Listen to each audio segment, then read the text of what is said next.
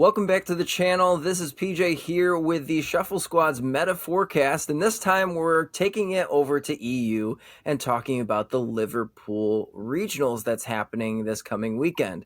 We want to talk about all the decks that we think might be good and translate from our biggest NA regional, which was Charlotte Regionals, and see maybe if we can predict what the best deck is going forward. Now, if you are watching this, maybe you're not traveling to Europe to play in the Liverpool regionals, but it might be relevant to you if you're going to be playing some cups or challenges this week as well. So you're going to want to stick around for all the action. And before we get into what decks that we think are going to be good, I do want to give our guests here on this meta forecast a chance to introduce themselves. So we will start off with none other than Jake Gearhart. Jake, why don't you tell the people who you are and maybe some accomplishments you've had? Yeah, hi, I'm Jake Gearhart. If you have Twitter, you probably know me, or if you checked Limitless or anything at this point. But yeah, I've been playing for 10 years. Got a top 8 in Toronto Regionals last year, a couple top 32s the past couple months or whatever. Yeah. My at Charlotte Regionals, I ended up bubbling out of top 32, unfortunately, but happy to at least make it close enough in the biggest regionals ever. So yeah, I'm happy to be here. Awesome. And definitely somebody who made quite the run at Charlotte Regionals. We have Michele Lesage with us here, the best Lesage. So why don't you introduce yourself, Michele? So what's up, y'all? I'm Michele Lesage. I've been playing since 2017-ish. Most recent accomplishments, I mean, they both sound as great as Jake's, but I did also bubble out this weekend out of top 64 in Charlotte. Previously, bunch of top 256s, top 512s, top 128 last season in Baltimore as well. So, decent placements here and there. Well, our next guest also might not have bubbled, but I'm sure there's lots of bubbles in the ocean down towards Florida where Eric is from. Eric, why don't you introduce yourself? Yeah, I'm Eric Ridgeway. Thanks for having me on, PJ. I did actually bubble points at 531. That was horrific, but my most recent accomplishments is top 64 LAIC this year. I've been playing since the Sword and Shield era, but really competitively over the last 2 years. And I was able to earn my World's Invite last year as my first year playing as a Master Competitive. I'm really proud of that accomplishment, but thanks for having me on, man. Yeah, not a problem. Well, happy to have you all here. So let's start it off and start talking about some decks that we think are going to translate over. Now, at Charlotte Regionals, we did see a deck kind of come out of nowhere and start to have some more placements like we thought it would at the beginning of its run here in the latest set that we had released. Roaring Moon is the deck that I want to spend some time on and see if this deck is going to start to translate over into EU, because people are picking up the deck again, trying some different things, using some different supporters for sure, different ways to build this. So let's get some opinions here. So Jake, what do you think about Roaring Moon after its success in Charlotte? Do you think that it's going to translate over to Liverpool Regionals? Yeah, so I think it's kind of a hard deck to really predict, just because it's been unpredictable in its results so far. Like obviously, a ton of people played it to LAIC and then got scared off of it, and now sort of we've seen a couple innovations in the deck lately with like Ross Cawthon's list. He's been playing the Professor's Researches, and then also Azul shared his like Iron Hands Roaring Moon list. And I actually hit somebody in day 2 of Charlotte playing something similar to what Azul shared. So I think it's not a deck that is very, it's again not very easy to predict, but I think it'll show up like a little bit more. It's a deck that's not too difficult to play. So these are not too difficult to play at a beginner level, so you can pick up the deck just like Miraidon or Charizard. So it's with all these regionals having so many more people than normal, we have to think more about what beginner decks are, because those will be like inflated in their day 1 metashare numbers Like we keep seeing Charizard and Miraidon being like the couple two decks at the top of all of the NA regionals lately. And I think Roaring Moon's going to sort of join closer up into that range, maybe not as played as those, but just below it maybe, rather than something like a Giratina where the top players will play it in numbers, but it's a much harder deck to pick up. So you won't see Giratina eclipsing Charizard in day one. Right. But yeah, Roaring Moon falls into that like highly playable category. And there's a lot of new stuff to go around with it. It's difficult to know what you're playing up against, which is something that we saw with Charizard earlier, because there was the Bibarel variant going around and the Pidgeot, and the Pidgeot research version, the Pidgeot Arvin, where for like a weekend or so, you didn't really know what Charizard variant you were playing against. So it was hard to tell if you should go first or second, or what plays you can make. And the same thing will happen with Roaring Moon before the lists settle down.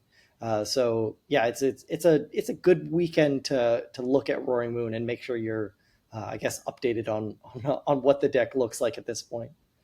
Yeah, awesome. And Jake, you brought up an interesting side of that deck. Now, Michele, you played against a couple of these Roaring Moon decks, and obviously Roaring Moon will want to go second most times because it is an aggressive starting deck. What can you say for the consistency part of Roaring Moon? Do you think that it is a consistent deck? Were you seeing it set up most of the time when you were playing against it?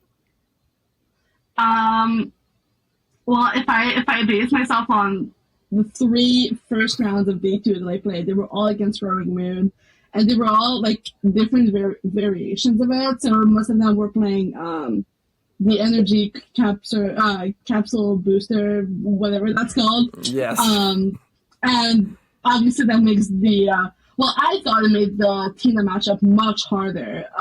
Yeah. But I also feel like my opponents were so relying on that card that most of the time they just weren't paying attention on anything else that they were benching, and I found myself being able to like sweep the board with Sableye more often. Right. Consistency wise, they never really seemed to have trouble setting up. It was mostly like figuring out what to do afterwards once they were set up. So I think there's definitely a gap there between like turn 1 and turn 2, where most of the time they didn't know what to target on my side. So instead they just went for like the crams or the comfies and leaving me with these big 2 prizers that could swing for a lot, and obviously taking these knockouts. But I mean, the thing that they also didn't know is that I was playing my own Roaring Moon, the 1-of in my deck. So most of the time at the end of the game, they were not expecting it, and I was like, cool, bench the moon, Mirage game, basically. Exactly. So, like, the element of surprise was there, but yeah, they didn't really have a problem setting up. Gotcha. So it seems like it's a pretty consistent deck. Now, another point was brought up, and Eric, I wanted you to elaborate a little bit more on this, is that there are a couple of different builds. Obviously, there's the build now using the ancient energy booster capsule tool. We see a straightforward Roaring Moon that's playing some water energies for Greninja with no tools, just going in with a Pokestop. And then again, bringing up Azul's list where it now has the Iron Hands and the Thornton in there. So what would you say is probably the best list if you were going to go to another regionals this coming weekend that you'd want to play, and why? Yeah, I mean, the biggest thing about Roaring Moon right now is that, like Jake said, you don't know what you're playing against.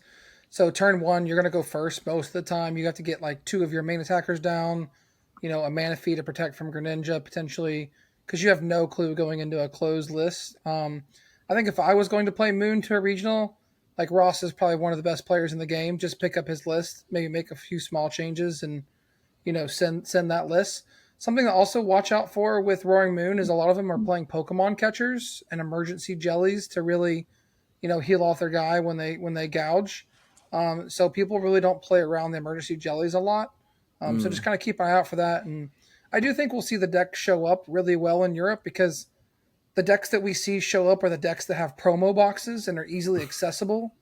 And Roaring Moon has a promo box. Pokemon's doing a great job of making meta decks very accessible. So I'm excited to see it. I think it's going to have a good finish. Obviously, Ross is a great player, and he had a good finish in Charlotte. So I think Europe will see it make top 8 again.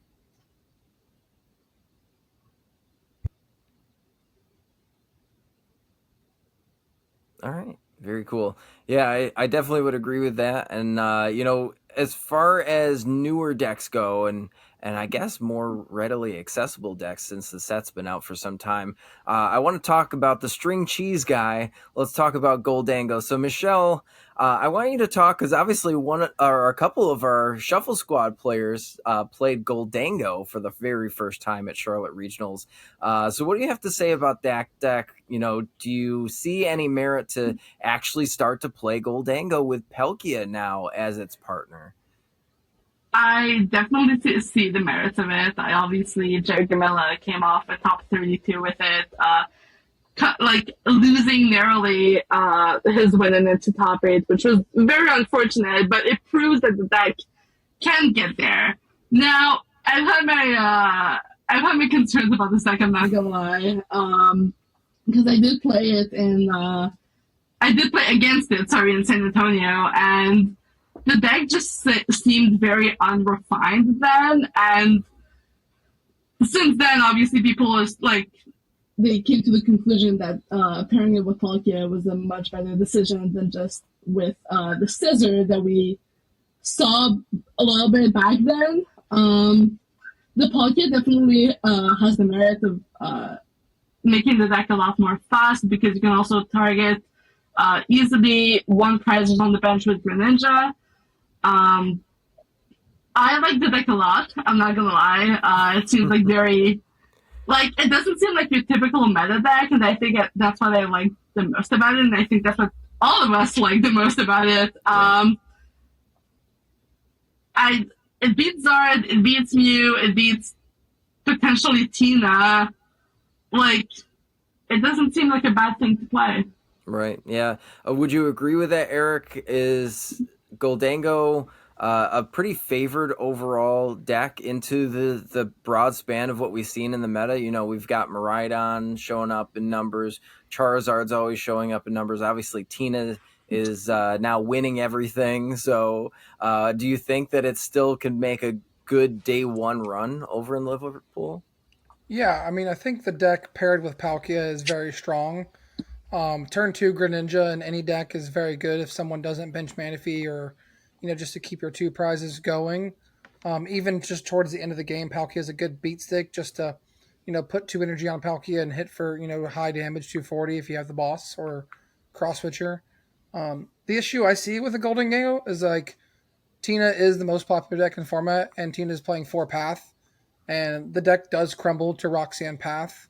That is the biggest issue with the deck. We'll see Goldango after rotation kind of flourish when Path rotates.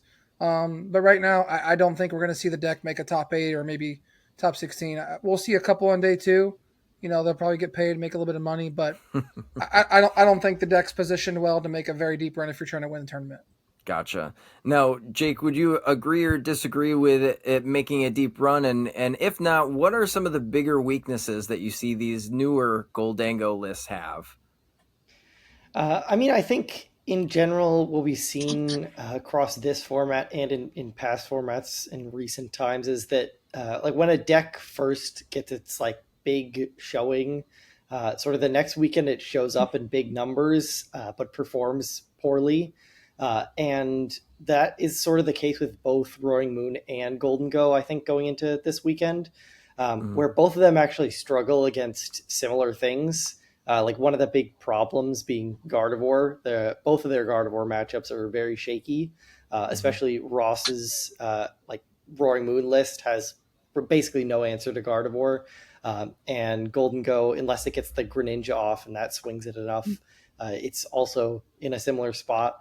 But I think Goldango, with how Charizard lists were being built, it had a favorable matchup into them. But now that the Radiant Charizard is coming back, I think that also makes it pretty sketchy for them. So personally, I'm really not a fan of Goldango. I think it takes like at least two like pretty bad matchups to some big decks. There's also like Miraidon can, if you start the Palkia, you just like lose the game a lot of the time because of Iron Hands. Right. So that makes it a bit shaky because especially those the Golden Go lists aren't playing very many basics. So you've got like the four. I don't remember Gimme Ghoul. That's it. Gimme A four Ghoul, Gimme yeah. Ghoul, then like a couple Palkia and Greninja. And so you're going to be starting Palkia pretty often, throwing away some like solid win percentage into Miraidon. But like if you do survive the hands, the matchup is fine. Right. Then yeah, I guess like Mew is a decent ish matchup for it. I'd imagine, just because you've got like a lot of HP and can one shot them back. But Mew is also probably not going to be very well positioned. So that's like another matchup that Golden Go is like losing. You have to think about like the deck and what matchups it's favorable against, and will they show up at all? And since Mew is kind of weak to Roaring Moon and Golden Go and Gardevoir and Charizard, it doesn't seem like in a good spot for next weekend. So that's a matchup gone for Golden Go. And with Roaring Moon getting an uptick, the decks that are good against Roaring Moon are going to be played more, and they're also pretty good against Golden Go. So yeah, I'm not sure if I could recommend either Golden Go or Roaring Moon going into next weekend, because I think they'll be on the radar, especially because of how large the tournaments are, and they're more beginner-friendly decks. Yeah, absolutely. And I also think that another thing that Golden Go or the other evolving decks are kind of weak too is things like Devo from Sablezard, and that was another crazy deck. I thought that could have a really deep run, and obviously Alex Szymanski did have that top 8, so that's another thing to watch out if you are going to play that deck, is that Sablezard is pretty scary when it puts down that Devo. So talking about decks that are pretty awful when you get de-evolved, we're going to talk about Gardevoir here, because now looking at the overall spread when we go over to the European regionals, Gardevoir is translated pretty well, I think, over in Europe. So, Eric, why don't we talk a little bit about the meta share for Gardevoir? Is that going to change from what we see from the North American side of things? Are we going to see more players opting to go to Gardevoir because it's a pretty decent meta call, I think? Yeah, I mean, Gardevoir is always that deck that's just so powerful, can win against any single matchup. The issue with Gardevoir is time, and so you do see a lot of people switching off of Gardevoir to play other decks, especially when Miraidon's a little bit more popular. Unless you're playing the Deoxys package, you kind of have a bad Miraidon matchup. I think we'll see it be the top 5 for sure. I mean, like maybe third or fourth on the meta share, and the decks just can always do well if you hit the right matchups and you draw hot, or if you just win game 1 and game 2 never finishes. The issue with the deck to me has always been time. Best of 350 minutes. It's very tough to finish three games with that deck because you're always behind. You're going turn 2 Mirage Step most of the time. So I think if you're going to play Gardevoir this weekend, it's a great play for the tournament. Practice your matchups, practice your speed, practice your cadence. If you can get down, your timing and those types of things, then Gardevoir is a great play, and it's in a great position. And coming from a person who we watched play 8 solid rounds of this deck, Jake, why don't you talk to me about Gardevoir and the matchup spread that you would assume now coming out of Charlotte Regionals? Do you think that it's better? Do you think we have a lot of well-versed players over in London who are just going to know how to play this deck inside and out? We have people over there that might play like Stefan Ivanov. We have Demi, who also was, a semifinalist over here in the States not too long ago, that are maining this deck. Do you think that we're going to see a really good translation there too? Yeah, I mean, I'm obviously biased because I play the deck a lot, mostly just Gardevoir. But I think this next weekend is potentially Gardevoir's like best weekend as far as meta share goes. Like it's got no bad matchups except for Miraidon, really. So like Miraidon and Rapid Strike are like the tougher matchups. Even Rapid Strike is close, but Rapid Strike is like getting destroyed by Roaring Moon. Not too great against Tina now that people have figured out that it's closer to 50-50. And yeah, like, and yeah, Charizard now with Charizard, the Charizard matchup is good for Rapid Strike, but Charizard's not at its like total peak anymore, so you don't have that that safety net of being able to hit a bunch of Charizards and just do well with Rapid Strike. So Rapid Strike is, I think, is going to do, and it basically had 3% meta share, I think, at at Charlotte, that's pretty and low.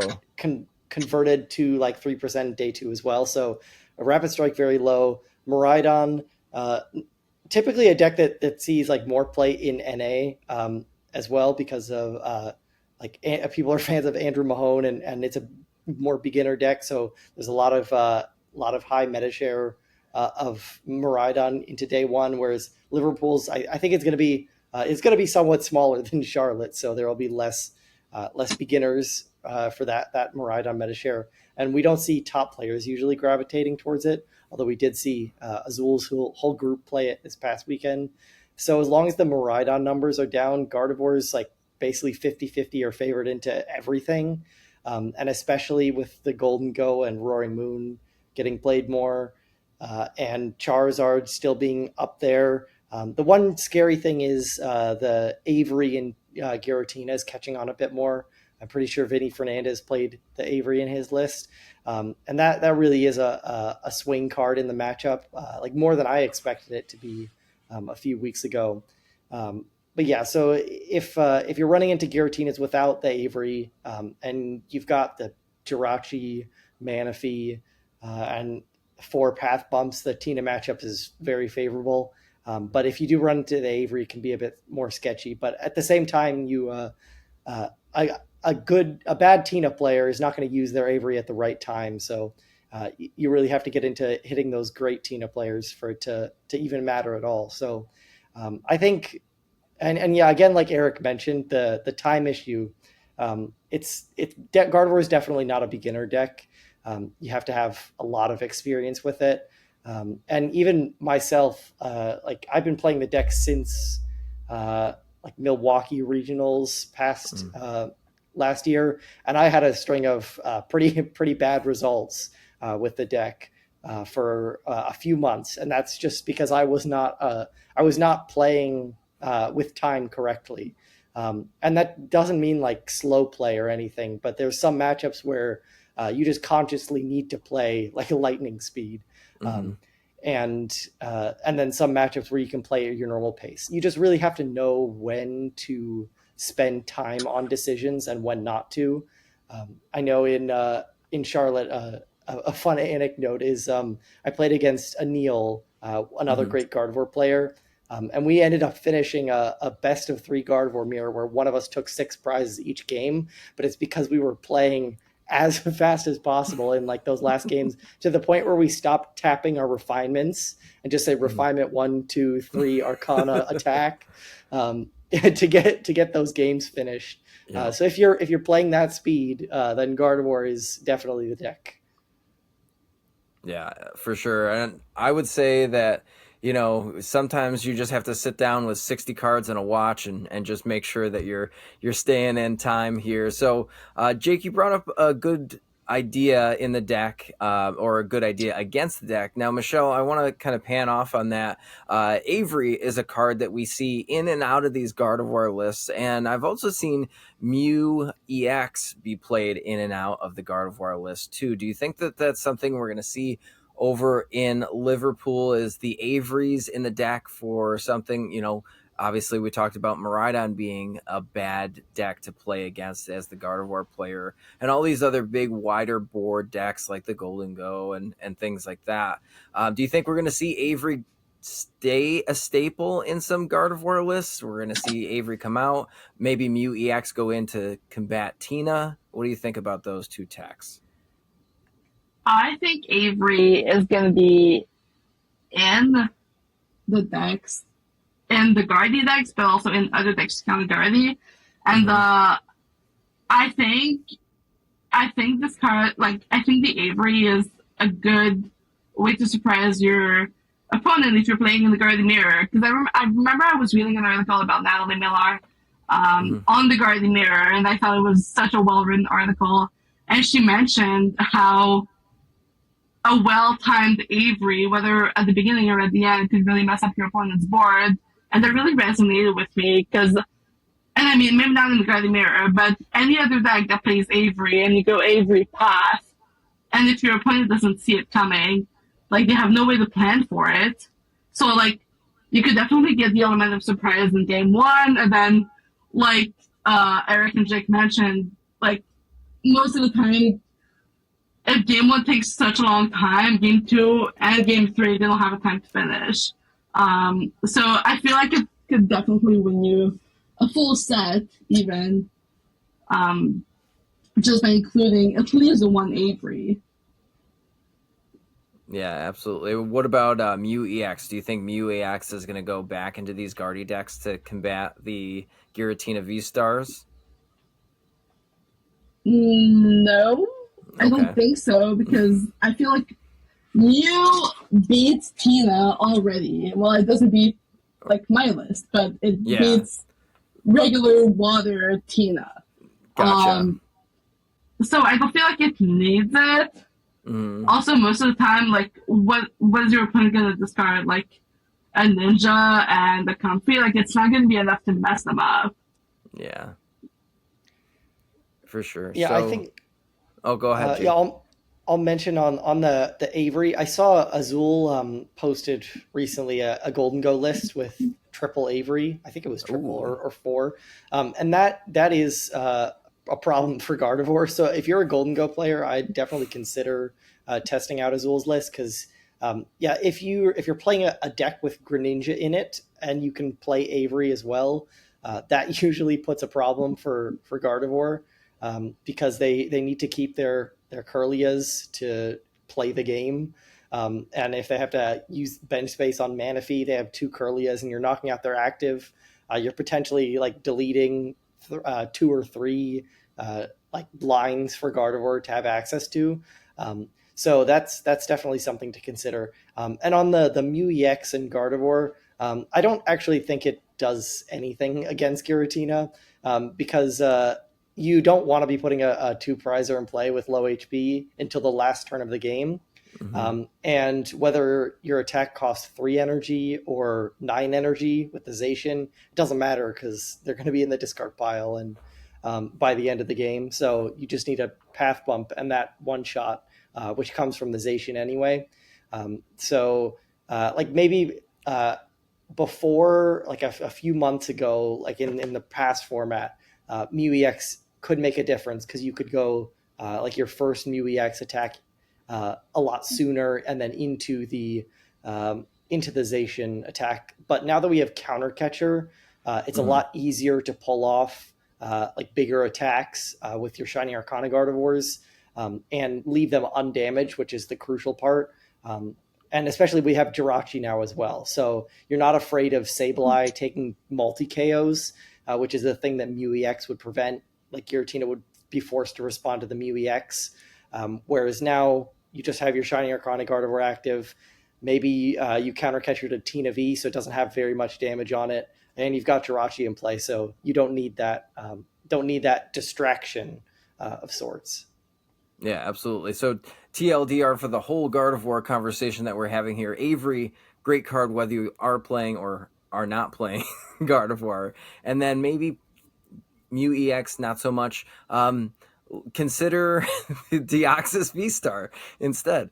Might be a better route. But what I want to talk about here next is a deck that it's going to kind of come across as some propaganda here on this meta forecast, but is Stall or Control still scary in EU? So if we're looking at the European regionals, synonymous for having some form of Stall archetype or Control archetype in them somewhere, not a very heavy meta share, but is it something that we should still consider and or play test against? So Jake, what are your opinions on a smaller regional than what we just had happen over here in Charlotte? Do you think that it's something that anybody playing in that specific regional should still consider and be scared of? I think stall is always going to be a risky play from now on in the format. Now that Giratina's really established itself as like a top 3 deck, so like I've always wanted to play stall at a regional, but I can't find the excuse to play it. I know Cal keeps getting the results with it, but I see basically everybody else failing with the deck. Unfortunately, I don't know how Cal manages, but. But yeah, if you're Cal Connor and you can dodge Tina's all day long, then you're gonna have a good run with stall. But I think it's risky, and especially in EU, I think they're really partial to their lost zone decks. So you're gonna be seeing even more Giratina over there from the top players and even beginner players picking up that deck. So yeah, I think stall's risky. If you have a good read on the metagame and it says you should play it, then you should play it. But yeah, that's not my current read on the metagame. Gotcha. And Michelle, you and I play tested right before Charlotte some stall, and Giratina just wiped the floor with my stall deck, which was actually the exact same 60 that Cal was able to play, but shout outs to Cal for not hitting a single Giratina in day one. But what would you say about the deck overall? We've seen that there's obviously the Pidgeot version, there's the versions that are now teching in Radiant Charizard. Do you think that those decks are good overall, or what are your experiences with those particular stall decks? So, little story, actual real story. PJ and I spent maybe 3 hours testing me, Tina, and him stall. And I honestly thought it was such a waste of time until I hit it for my winning in to day 2, round 9. And because we tested that matchup so much, well, first of all, yes, Tina runs through that deck. Like there's no ifs and buts. But my opponent was playing a similar list that PJ was testing, which was not the final list. And because I knew exactly what to look for, I knew that my opponent was taking a Radiant Zard in their deck, and hoping to surprise me at the end to go 250 with Choice Belt and basically donked me. And because I saw that coming, well, I mean, it didn't matter because both games are still comfy anyway, but I knew exactly what to look for. And I feel like it was so worthwhile to test, even though I did only end up hitting one, but it was arguably the most important game of my day. I'm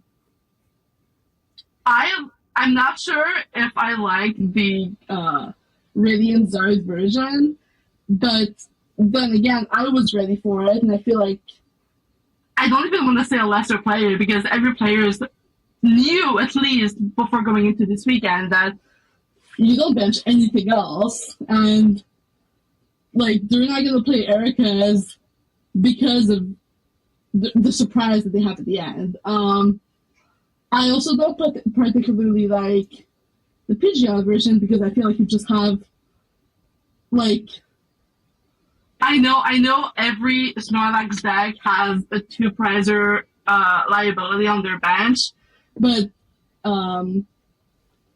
the fact that it requires more resources to even get out, I'm not sure I like the Pidgeot version. I think Snorlax is always going to do half decent by someone like Calvin, or even in Europe. If Sander brings himself to play it, I'm sure he could have a deep run with it.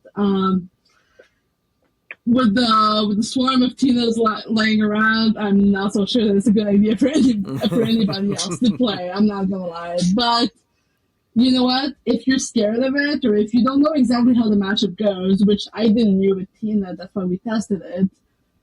Like maybe run a set against it and see how it goes, but don't spend 2 to 3 hours the night before testing that matchup. It's not. Learn from our mistakes. Right? Oh my god.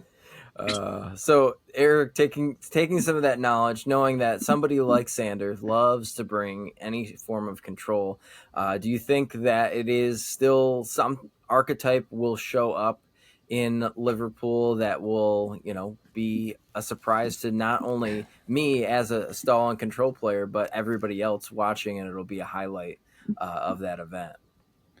Yeah, I mean, I think like Jake said, Snorlax is in a terrible spot because of Tina being like number one. I think your guys' decision to play 2 Sydneys was very smart to get rid of Paths and Jets.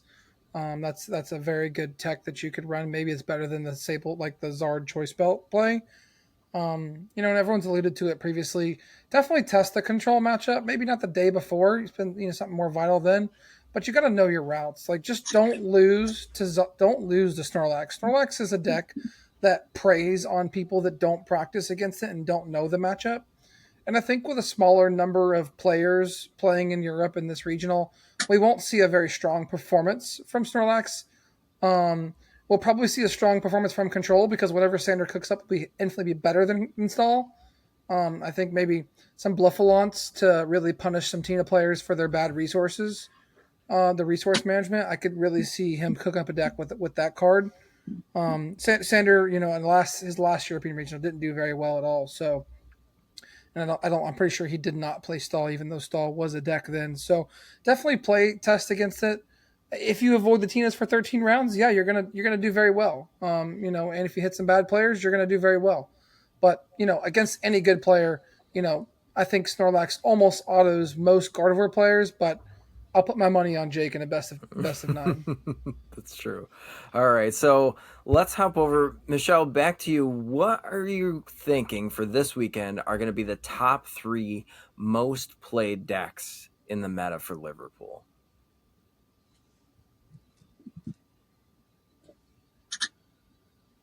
Sorry, do you mind repeating that? You told me just tell. Oh, that's fine. I apologize for my internet quality, but the top 3 most played decks for Liverpool. Oh, Tina won for sure. Especially after winning 2 regionals back to back. It's undeniably strong. It's there. People are gonna see the plethora of players that played in Charlotte and all of a lot of them making D2. I think we were like 50-ish players in D2 playing Tina. So definitely Tina won. I feel like Zard is always going to be there just because it's easy to play. Easier to play than Tina, something like that. So Zard definitely 2 or 3. And then Guardy Day 1 is also going to be played a lot. I feel like the conversion rate on that one is not going to be as high because also Guardy is so hard to play with this, in my opinion. Like, I don't be like, I picked up Tina in a week, which, I mean, I understand that it's a deck hard to play, but Guardy, I've been trying to get into it for like 2 months now, and I cannot understand the concept of it. Like, I understand that there's a bunch of different attackers, but it's when using which attacker at the best time, it's such a harder concept for me to grasp, and I'm assuming for a lot of other players to grasp as well. So, yeah, you know what? Tina, Zard, and Guardy. Got it. Now, Eric, would you agree or disagree with those top 3s? And if you do disagree a little bit, what are your top 3s? I think you cut out again. Who are you asking? Yeah, I was going to say, Eric, would you agree or disagree with Tina, Zard, and Guardy as the top 3, or what would your top 3 pick be? Yeah, I mean, I think the last 5+ tournaments, it's been Tina, Zard, and something, whether it be Miraidon, Guardy, Mew, Moon. I think the number 3 deck we'll see this weekend will be Moon. I think because of the promo boxes and it's seeing a lot of success that, people will just pick up the deck. It's very easy to play. I think it has a better matchup spread currently than Miraidon does, which is usually taking up that number 3 spot. I think we'll see that Moon will take that number 3 spot this weekend. Very cool. Jake, your opinions on the top 3 most played decks for Liverpool? Yeah, I think I'd be shocked if number 1 and 2 aren't Charizard and Tina in that order. I think Charizard's always going to be higher than Tina because of how beginner friendly it is to pick up. Like Charizard and Tina obviously are very like high skilled decks. Like their skill ceilings are high, but the difference in like you can pick up Charizard as someone who's played the game for a month, whereas you'll struggle to win games with Giratina from only playing for that long. So I think Charizard is always going to be number one, Giratina number two because of how well it's been doing. And in EU, Lost Zone stuff seems to always be popular. And then number three, it is tricky. I think I might agree with Eric on the Roaring Moon there, Okay. but I think it's going to be Charizard, Tina, like as the pretty head and shoulders above the rest, number one and two. And then like somewhere, Charizard around like 16, 17%, Giratina around 13, 14%. And then somewhere around the like 11 to 10 range, will be the number three deck. And it'll either be Roaring Moon, Miraidon, or maybe Gardevoir, just because Gardevoir seems to be pretty popular in Europe, even among like the general player base. But yeah, Roaring Moon did pretty well at Charlotte, and it's pretty easy to pick up. So yeah, I wouldn't be surprised if it's number three. Very cool. Yeah, and I would go on a couple of opinions that I heard throughout all of our conversation here. I do think that Charizard will probably be number one. Tina will be number two for sure. And I think that three, kind of go against the grain a little bit. I think Lost Zone decks in general might be the number three spot between Sablezard and other variants. Like you have the Glasses variant, you have the now, I've seen the Roaring Moon and I forget what the other attacker is, the fighting one. The Groudon. The Groudon, that's what it was. I think Yeah. that all of those will be compiled into one archetype lane, and that might be the third because, exactly like Jake was saying, the European players do love their Lost Zone decks for sure. So I think that will be another one that people have played enough that probably will show up in numbers for sure.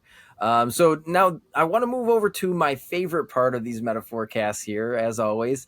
It is the rogue deck section. So Eric, let's start with you. What is your favorite rogue deck that you want to see do well that maybe has or hasn't performed in a regional so far? Yeah, I mean, my favorite would be Zorobox, but it's a terrible Tina matchup, so it's not going to perform well. I think a deck that is very well positioned right now, and one of our friends, Jared Grimes, has been on this deck since day one. Chen Pao seems to be in a really good spot. I think if you're a Golden Go enjoyer, that why would you not just be playing Chen Pao? It's better. Yes, it's a little less consistent. But if Tina can be number one and do very well, why can't Chen Pao, right? But I think both those decks kind of have the same inconsistency issues. Chen Pao kind of seems a little bit rogue, but it's the one deck in format that you can chain Greninja every turn. And that right now is very popular and very powerful. Right. Okay. And then moving over to you, Jake, I know that you love the wild and crazy decks on the low, but tend to play the meta decks in person, or at least the meta decks with some spicy techs in them. But what rogue deck would you want to see do well at Liverpool? Yeah, I mean, I'm hesitant to classify like sort of any deck as a rogue deck. My personal definition is a deck that you don't see coming, so we can't know that it'll do well because it doesn't exist yet, or is completely like built in the wrong way, and could show up like that. But I think out of a deck that is sort of in the 2-3% range, we could say like a known deck that is in those lower ranges. I would just say, I think Turbo Lost Box fits into there at this point, Okay. sort of, and I think that could do decently well because of Golden Go and like Giratina, Roaring Moon, Miraidon, well, potentially Miraidon, I'm not sure, but all these sort of like low HP two prizer decks, Lost Zone seems to handle pretty well. So I think we could see something like that come up again, like maybe with the Zamazenta coming back from last format or whatever, to deal with the low HP two prizers. But yeah, if something is to do well out of that like 3% and under range, it would be one of those Fringer Lost Box decks. Awesome. And Michelle, what would be a rogue deck that you would love to see? Oh, the Golden Go. I want Golden Go to do so much better, and like I want someone to bring it to a top 8. Like I love this deck so much, and like I know Eric mentioned that might as well just play Chain Power if you want to play Golden Go, but like it's such a meme deck. Like people know Chain Power, people don't know the Golden Noodle. Like come on, I don't know. I mean, Jerk just got top 32, so I guess now it's kind of known, right? Yeah. I'm not gonna lie, I was walking past Jeremy Gamilla's table, and I had to double back to make sure that he was actually playing Goldango, and I made like a shocked face. It was hilarious. But I want so much more for that deck, and Jarek, I'm sorry you lost your win and then top 8. I wanted that so bad. I know. And not only because Jarek, first of all, is our teammate, is an awesome person overall, but oh my god, it would have been hilarious. I mean, you'll see it happen in Europe, Michelle. So yes. Yeah. just its time is coming. Its time is there. I can't wait to see it. I'm going to be watching the stream all weekend long, just hoping to see it on stream. And I knew that last meta forecast, I was throwing some bad juju out there of a mill deck being semi-popular or popular enough to do well, and it didn't translate. But I'm just going to throw another one out there into the ether to see if maybe somebody picks it up. But I think that there is a time for Fortress EX to show some play, because I think that there's some wild combos with that deck that are unexplored, and I'm hoping to see something like that show up at a regional sometime soon. Maybe it won't be Liverpool. I'd be excited if it was, but I think that that deck has some time to shine, being that Charizard repeatedly has been showing its face in high numbers at all of the regionals, so maybe that can make a pretty decent run if somebody can build around all the other archetypes to make it work too. But that's enough for me. We're going to go back to all of the guests that have joined us here. I'm going to give them a chance to let you know where you can find them in the wild, as well as some shout outs. So Jake, let's start back with you here. Where can everybody find you, and give us your shout outs if you have any? Yeah, I mean, you can follow me on Twitter at Jake K. Gearhart if you don't already know where I am. And then also, while I'm on the Shuffle Squad podcast, I have to give a shout out to Dead Draw Gaming, my sponsor. And you can check out our articles at cuttertap.com.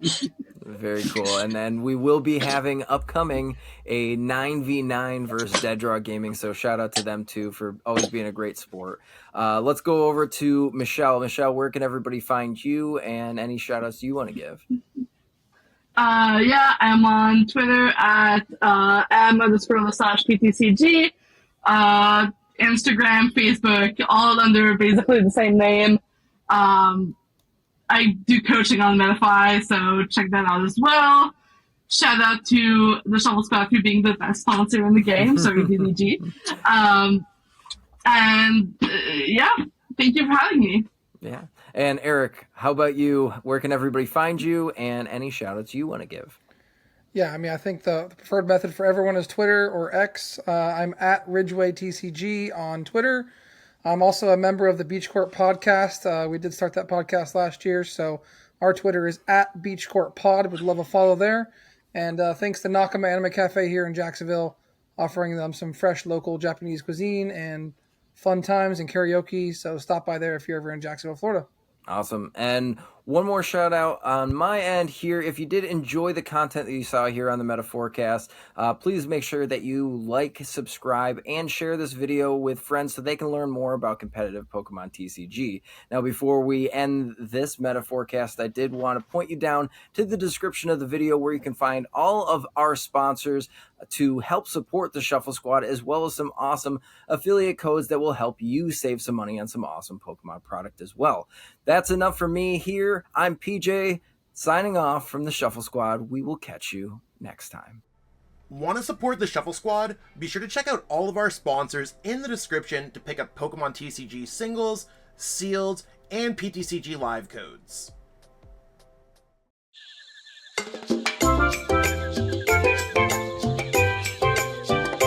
Hey trainers, tired of having too many cards lying around? I know that feeling, and I know what a hassle it is to try and sell those cards. But selling bulk is now easier than ever with TCG Bulk. Find tons of potential buyers in a single place. You just download the app, look for the best buyer near you, and carefully pack your bulk, ship it, and you get paid. It really is that simple. Turn the cards you don't want into the cards you absolutely need for your next deck. You made it to the end. Thank you so much for watching this entire video from the Shuffle Squad. Honestly, from the bottom of our hearts, we appreciate each and every person that supports our content, watches what we have going on every single day, every single week, even from time to time, and continuously allows us to have a forum to project our creative content towards the Pokemon TCG community. So if you haven't already, be sure to give this video a like, subscribe to the channel, and even leave a comment to help boost the YouTube algorithm. That being said, we'll catch you with our next video. Thanks again. Take it easy.